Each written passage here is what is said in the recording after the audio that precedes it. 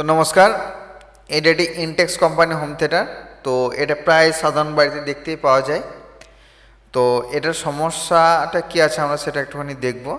তো এটা কাস্টমার বলে গেছে এটা যে বেস যেটা হয় অর্থাৎ সাব উফার এটা কাজ করছে না। এটা আইটি 301 মডেলের।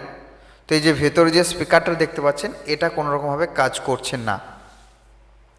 তো এটা হচ্ছে ফুল সার্কিট বোর্ডটা। তো এটাই আমাদের প্রবলেম হয়ে আছে, তো এটা আমরা রেডি করব। তো সম্পূর্ণভাবে ভিডিওটা দেখতে থাকুন। তো স্টেপ বাই স্টেপ কাজটা আমরা সম্পূর্ণভাবে আপনাদেরকে বুঝিয়ে দিচ্ছি। তো এটা হচ্ছে এই যে হোম থিয়েটারের সার্কিট বোর্ড, এখানের মধ্যে টোটাল আমাদের কটা আইসি আছে একটুখানি চেক করতে হবে। তো সর্বপ্রথম আপনাদেরকে এটা দেখাচ্ছি। এখানে দেখুন টোটাল 3টে আইসি আছে। তো আপনাদেরকে এই সাইডটা দেখালে খুব ভালোভাবে বুঝতে পারবেন। এখানে দেখুন 3টে আইসি আছে, অর্থাৎ স্পিকার কানেক্টরের জন্য 3টে আইসি টোটাল। এখানে 3টে আইসি আছে, 3টে আইসি আলাদা আলাদা স্পিকারের জন্য। এখানে আইসি কিন্তু এখনও একটা আছে, তো আইসিটা আমরা সেটা যাচ্ছি না, আমাদের প্রবলেমটা আমরা সলভ করার চেষ্টা করছি। তো এখানে 3টে আইসির মধ্যে এই আইসিটা হচ্ছে সাবউফার আইসি, অর্থাৎ এটা যেটা বেস কন্ট্রোল হয় ওটা সাবউফার। এবং এই পাশে এই যে দুটো দেখতে পাচ্ছেন এই দুটো হচ্ছে আমাদের যে 4টা স্পিকার লাগানো থাকে, এই যে দুটো দুটো করে 4টা, এই 4টা স্পিকার কানেক্টার ওই দুটো আইসি দিয়ে এটা আর এইটা, এই দুটো আইসি দিয়ে আমাদের আউটপুটটা যায়। তো আমাদের সাধারণভাবে এটার প্রবলেম হচ্ছে এটা সাবউফার প্রবলেম। তো আমাদের সাবউফার প্রবলেম জন্য এই যে স্পিকার কানেক্টর যেটা রয়েছে এটা আমরা খুলে নিচ্ছি। এটা একটা হচ্ছে ভলিউম কানেকশান এবং একটা হচ্ছে স্পিকার কানেক্টর। তো এটা বেস ভলিউম।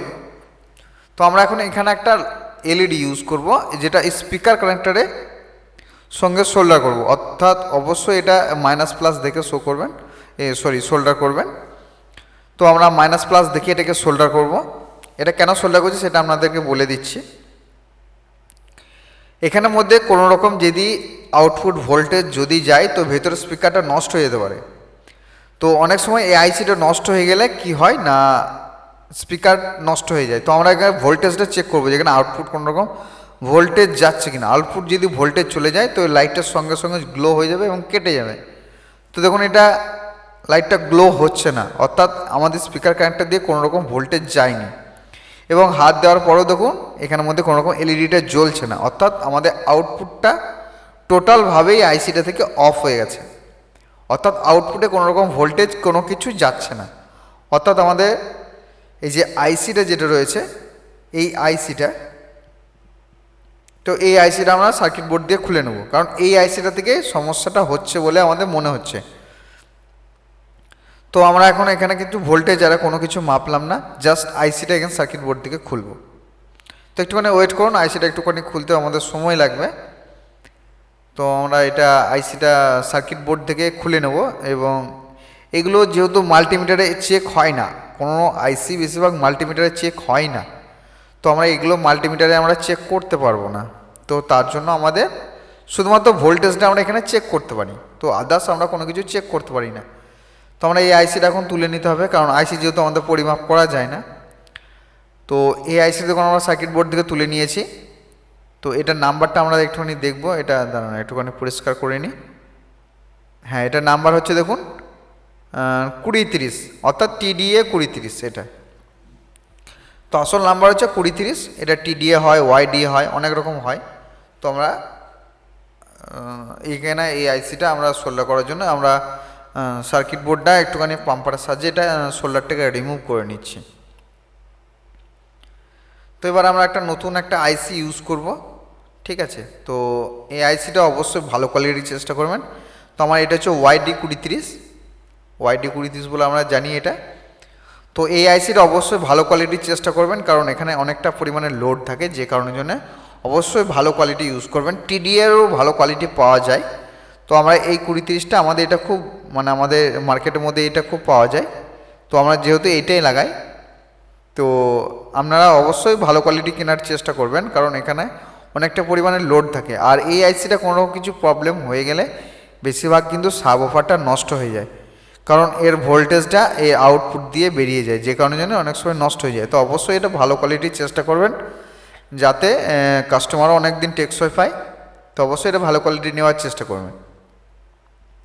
আমি যে 2030টা ইউজ করলাম ওয়াইডি, এটাও আপনারা নিতে পারেন, এটাও খুব ভালো কোয়ালিটি পাওয়া যায়, এবং টিডিএ 2030ও ভালো কোয়ালিটির পাওয়া যায়। অবশ্যই একটা যে কোনো একটা আইসি আপনারা ইউজ করতে পারবেন। তো আমি এখন 2030টা এখন জাস্ট আমরা সোল্ডার করব। তো আমাদের এখন সোল্ডার কমপ্লিট হয়ে গেছে। এটা এখন একটু ব্রাশের সাহায্যে পরিষ্কার করবো, যাতে সোল্ডার অন্য জায়গায় সোল্ডারিং হয়ে গেছে কিনা সেটা আমরা একটুখানি চেক করার জন্য। তো আমরা একটুখানি টুইজার সাহায্যে এটা দেখে নিচ্ছি যে কোনো জায়গায় শর্ট হয়ে গেছে কিনা। হ্যাঁ, তো এখন মোটামুটিভাবে আমাদের কমপ্লিট হয়ে গেছে।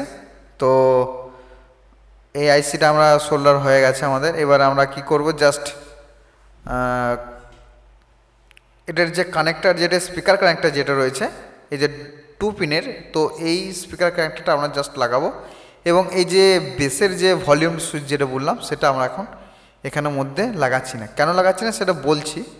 তো আমাদের এই সাব ওভারের যে আওয়াজটা আছে এটা আমরা চেক করব। এখানের মধ্যে একটু আওয়াজটা আমাদের চেক করব, যে এখানের মধ্যে কোনো রকম পালস গিয়ে এটা একটা হামিং সৃষ্টি হয় একটা, তো ওই হামিংটা আমরা একটুখানি চেক করব।